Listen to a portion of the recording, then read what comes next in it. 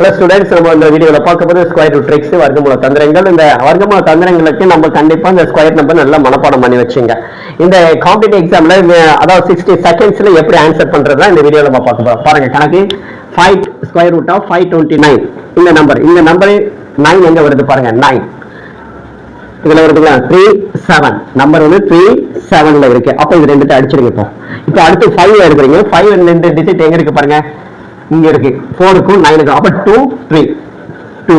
Okay, 2 into 3 equal to 6.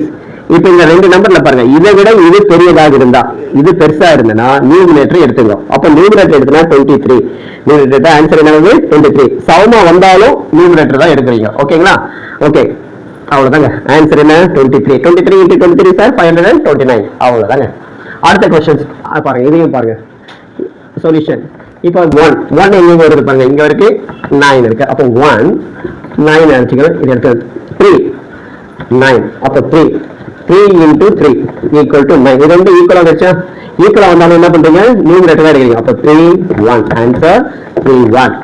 முடிஞ்சிச்சுங்க, அவ்வளவுதாங்க. அடுத்து இதை பாருங்க, அதே தானே 1 1 9.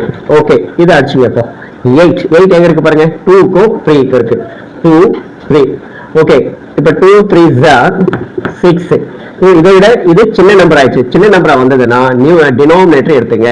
இந்த கணக்குல பாருங்க, இதை விட இது பெரிய நம்பரா இருந்தா நியூமரேட்டர் எடுத்தோம். இதை விட இது சின்ன நம்பரா இருக்குன்னா டினோமினேட்டர் எடுத்தோம். அப்ப ஆன்சர் என்ன 29.